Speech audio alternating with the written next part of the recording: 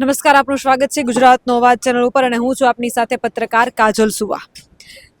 મોરબીના એ જેતપર ગામે અનેક ગામોના ખેડૂતો, પછી બાજુમાં આવેલું મોરબી શહેર, ત્યાંના સ્થાનિક લોકો આ છાવણીની મુલાકાત રહી રહ્યા છે. એવા જ એક ભાઈ મારી સાથે છે કે જે એક પત્રકાર તરીકે પણ કામ કરી ચૂક્યા છે અને છાવણીની મુલાકાત માટે જેતપરમાં આવ્યા છે. તમારે જમીન છે? ના, મારે જમીન બમીન કાંઈ નથી.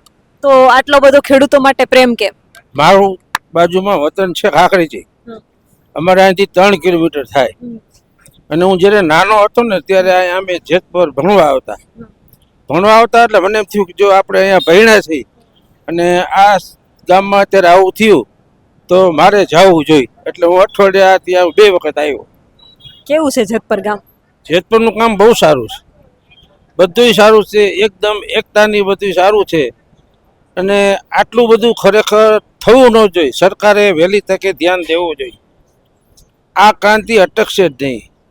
જ્યારે માણસનો પાપનો ઘડો ભરાય ને ત્યારે આ બધું થાય છે. ઘડો થોડો ઘણો અધૂરો હશે તો આવું બધું થયું. આ થાંભલા ખોયડા, પૈસા ન આપ્યા, પૈસા દેવા નથી, બેહુદી આવું ચાલે? અરે મહિલાઓને માર્યા છે ધોકા, કોઈ કહેવાનું નથી. વિચાર તો કરો તમે, એને ગુનો શું કર્યો? તમારે પકડીને પૂરી દેવાતા. અને આવી રીતે જે બૈરાઓને ધોકા મારતા હતા એ તો મને અસર દુઃખ થયું છે, પણ મારી એટલી તાકાત નથી. નકર ધોકા મારવાનું ઘર ભેગી ના કરી દઉં. એનો બિચારીનો વાંક શું? એનું પોતાનું ખેતર છે તો આવે. એટલે આ સરકારે બહુ ખોટું કર્યું છે. અને આ ખેડૂત છે ને એ અંધાતા છે. અદાણી કે હોનાનું બિસ્કિટ નહીં ખાઈ લઈએ અને રોટલી જ ખાવી પડશે, કે રોટલો ખાવો પડશે. અને આટલું બધું જે સરકારે આ લોકોને પ્રોત્સાહન આપ્યું છે એ બહુ ખોટું કર્યું છે. અને જો ખેડૂત વિફળ ને તો પછી કોઈનો નહીં. ખેડૂત પાછળ હજારો લાખો માણસો નભે છે. અન્ય મંદિરો, આ તે પૂજા દુકાનો, અને ખેડૂતને આવી રીતે હેરાન કરાય. અને આ જેતપર ગામે ખેડૂતને ભાજપને પુષ્કળ મત આપ્યા છે. આ એનું પરિણામ આપો છો તમે યાર. હું એક બ્રાહ્મણ તરીકે કહું છું કે સમજી જાઓ શાનમાં. નકર હવે સમય થઈ ગયો છે પૂરો. અને હવે ઘડો ભરાશે ને તો ભલભલા વયા જાય છે. એમાં એક કાંઈ નહીં, હારા હારે વયા ગયા. તમે જો દાખલો લ્યો તામિલનાડુના મુખ્યમંત્રીનો, 20,000 કરોડના ઓલા ઇલેક્ટ્રિક મીટરો મુખ્યમંત્રી છે ઘા કરી દીધા અદાણીના. અને છોકરીઓના લગ્નમાં 8 ગ્રામ સોનું મફત. અને બીજી અન્ય વ્યવસ્થા, ગેસના બાટલા મફત 6 મહિના સુધી. તો ખરેખર તો ધન્યવાદ એવા આવા મુખ્યમંત્રીને મારે દુઃખ સાથે કહેવું પડે છે કે આટલા બધા પટેલ ધારાસભ્યો, સંસદ સભ્યો છે. અરે મુખ્યમંત્રી ભૂપેન્દ્ર પટેલ છે તો એને પણ કંઈ થતું નથી. હું તો એટલું કહેવા માંગુ છું કે ભૂપેન્દ્ર પટેલ સાહેબ, આ સમાજ તમારો છે, અન્ય સમાજ તમારો છે. જો આ તમને બધા ખોબે ભાઈ મત આપ્યા, આટલી સીટો મેળવી, અને હવે પ્રજાને તમે જો માનો કંપની તરફ વયા જાઓ, એ તો વ્યાજબી છે જ નહીં. અને આ લોકો તો એની રીતે મહેનત કરશે, બધું કરશે, પણ એટલું સમજી લેજો 26મી સાલ અને 7મા મહિના લગીમાં અઘટિત ઘટના બનશે. કોઈ પણ એક મોટા નેતાનું અવસાન થશે.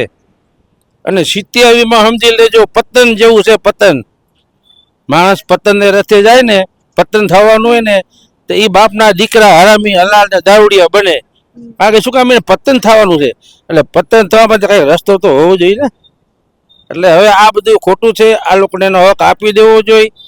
એટલા માટે મારી ખાસ વિનંતી છે ભૂપેન્દ્ર પટેલ સાહેબને કે તમે આ સમાજના મુખ્યમંત્રી છો અને આ સમાજે તમને મુખ્યમંત્રી બનાવ્યા છે, અને તમે આવું કરો વ્યાજબી કહેવાય?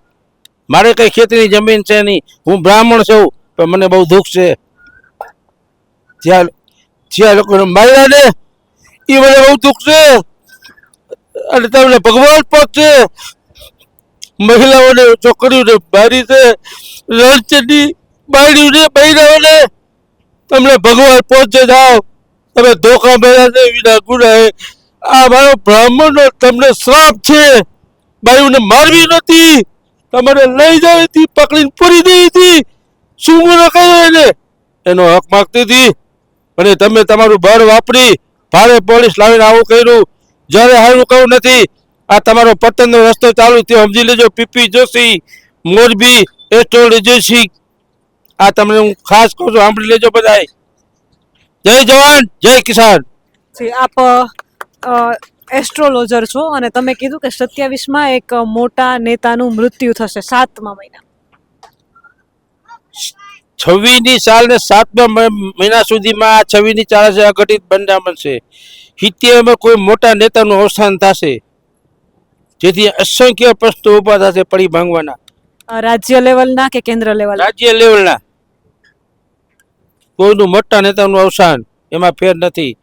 જ્યારે તમારી પડતી આવે ને ત્યારે આવું બધું હુજે છે. તમારે કોઈનું અબડાને મારવી, મહિલાઓને મારવી માન પાપ છે. આ ખેડૂત આંદોલનનું પરિણામ શું આવશે 27માં? પરિણામમાં 27 પહેલા ખેડૂત જીતી જવાના અને 70માં ખેડૂત વિચાર કરવો પડશે. હો, ખેડૂત આડે ધડ જે બધું કરે છે ને, હો કઈ નહીં, વિચાર કરીને તમે કરો, આગળ વધો. સીધા ઘી બધા ચડી જાઓ છો અને તમને બરબાદ કરી નાખ્યા.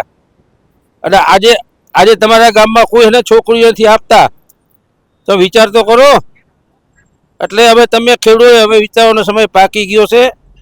એટલે ખેડૂત વિચારો અને જ્યાં ત્યાં ગમે હાયલા ન જાઓ, ગમે ચડી ન જાઓ. ભજીયા પૂરી શાક દીધા એટલે બેસી ગયા અને આ દઈ દીધું. અરે વિચારો પછીનું, 5 વારનું વિચારો. કોઈ તમારું ધણી નહીં થાય. અમે બ્રાહ્મણ થાય માગી ખાઈશું અમે તમારી પાસે, તમે ક્યાં માગવા જશો? એટલે ખેડૂત હવે વિચારવાનો સમય પાકી ગયો છે. એક એસ્ટ્રોલોજર તરીકે તમને સવાલ કરું છું, તમે એસ્ટ્રોલોજર છો, 27માં શું લાગે છે, પાછી ભાજપની સરકાર આવશે કે પછી કંઈક નવા એંધાણ દેખાય છે? કાંઈ નહીં, નવા ભાજપની જ આવશે. 27માં ભાજપની જ આવશે. જ્યાં સુધી અમુક વસ્તુ જે છે બંધ મુઠ્ઠીમાં રાખવી જરૂરી છે, ત્યાં લગી ભાજપ જ આવશે. જ્યારે પ્રજા ઉખેડવામાં, જો આ તમે જોઈ લો, વિપક્ષની કેટલી સીટો આવી શકે, શું લાગે છે? સીટો તો આ વખતે 73 સીટો વધવાની છે. વિપક્ષની 100 વિપક્ષની આ વખતે ઓછામાં ઓછી 45 સીટો આવશે. આ વિપક્ષને આપણે મૂકી દીધો ને, એ જ ખોટું કર્યું. અહીંયા જ આપણે આટલા બધા હેરાન થયા છે, સમજ્યા? બાકી આ જો પંજાબના ખેડૂત કેવું કર્યું પંજાબમાં.